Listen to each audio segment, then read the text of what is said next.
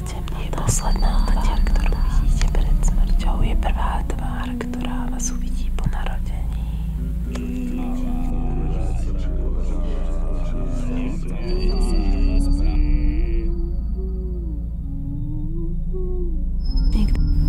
Nikdy mu neuvidíš, on si ťa nájde. Všemocný v notách, všemocný v život. S nádychom život berie, s výdychom život dáva. Ako prvý použijem primer spray a jumbo ceruzkou si načrtnem línie plôch. Na spodnú sánku si nalepím imitáciu dreva, ktorú som si vopred nachystala z Fima. Cieľový Pro Foundation mixer použijem ako podklad na tmavé miesta a biely na svetlé. V dnešnom tutoriáli som úplne poprvýkrát vyskúšala techniku zalepeného obočia a vrele doporučujem tento zázrak. Nechápem, ako som doteraz mohla nanášať make-up bez neho.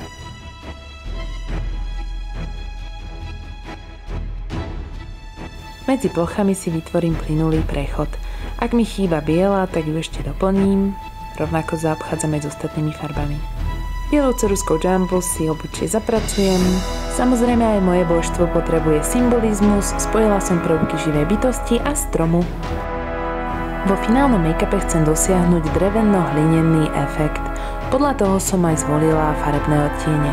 Aby môj hrudník pôsobil čo najviac ako realistická hlina, miešam ho z viacerých odtieňov.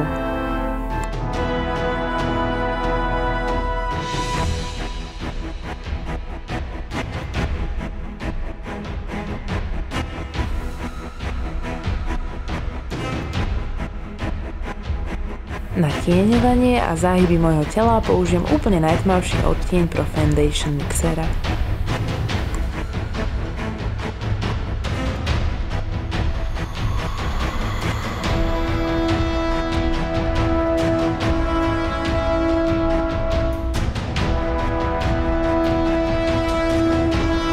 Postupne aj na tvár pridám viaceré odtiene.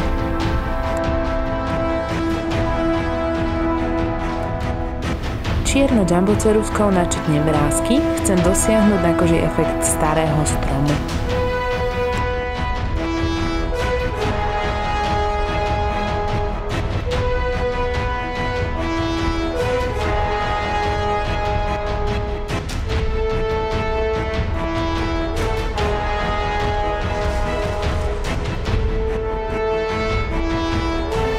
Tmavou farbou začnem vytvárať optické ilúzie. Chcem, aby oblasť očí vystupovala.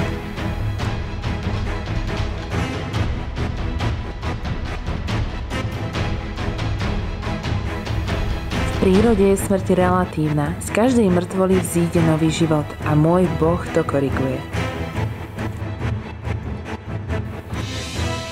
Môj Boh patrí medzi tých najstarších.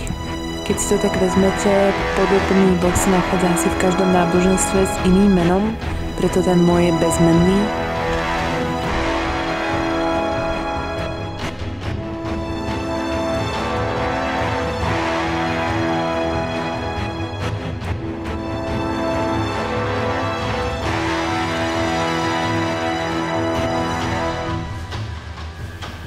Vhodným tieňovaním okolo symbolu na hrudi zvýrazním 3D efekt malby.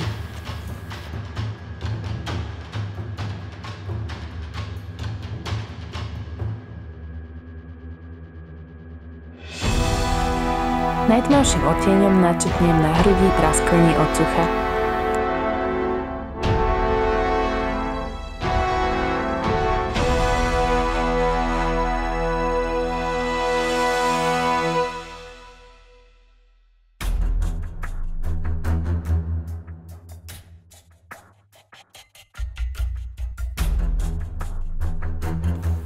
Každá hlina má nejaké tie minerály a my ich docielíme jemnými ťahmi štetca.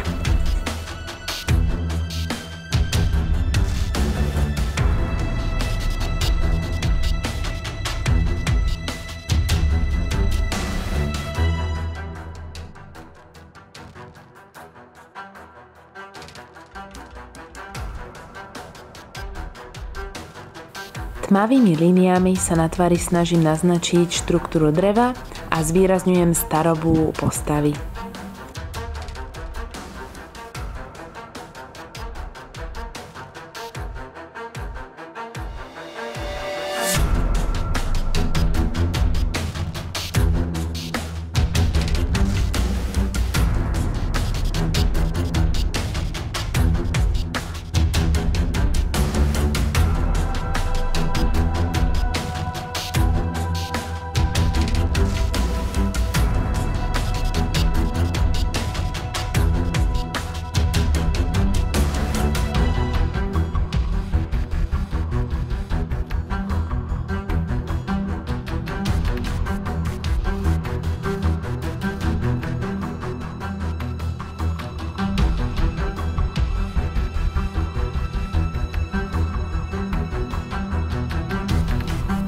Môj Boh je temný, ani zlý, ani dobrý, ale veľmi sa mi páči predstava, že je zlovestný. Pre zlovestný výraz treba upraviť nos. Pretiahnutím nosných dierok do ostrého tvaru vytvoríme ilúziu, že žiadny nos tam dokopy nie je. Prebehnem štecom ešte nejaké tie detaily na hrudníku, predsa len zemina je popraskaná, niečo tam zvýrazním, pretieňujem.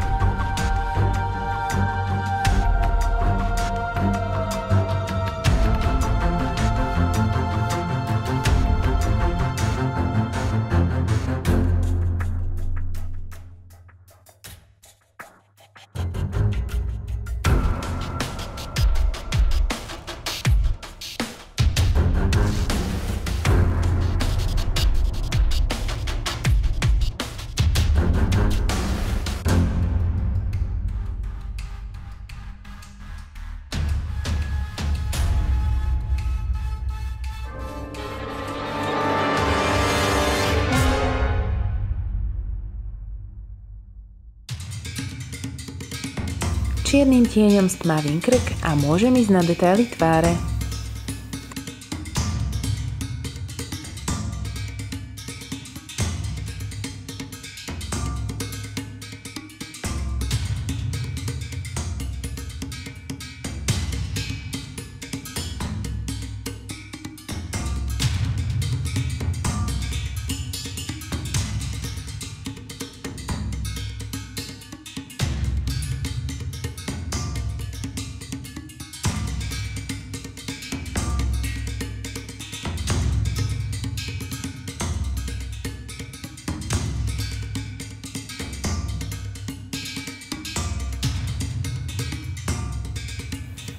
Tenkými líniami sa snažím na tvári naznačiť starý samorost.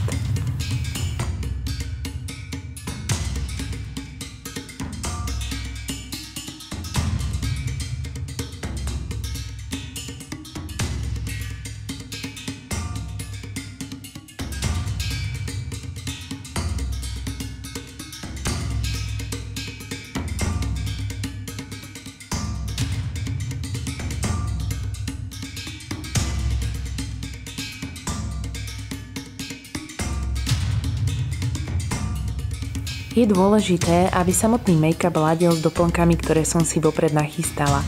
Žltý odtieň z plášťa som zapojila aj na tvár. Na scénu prichádza druhý zázračný šteček, ktorým nanesiem úplne najtmavšiu kontúru z paletky a zjednotím tmavé časti make-upu. Keď som spokojná s farebným podkladom, použijem čiernu linku na zvýraznenie detailov. Čierna linka dodáva mojim líniám na tvári ostrosť, čím sa zvýrazňuje tvrdosť celého make-upu. Bielu linku nanášam na miesta, ktoré susedia s tmavými plochami, čím zvýrazňujem kontrast. Celé dielo zafixujem čarovným práškom, sem tam opravím nejaký ten detail a na záver fixačný sprej. A môžeme ísť spolu hľadať Boha kolobehu života v prírode.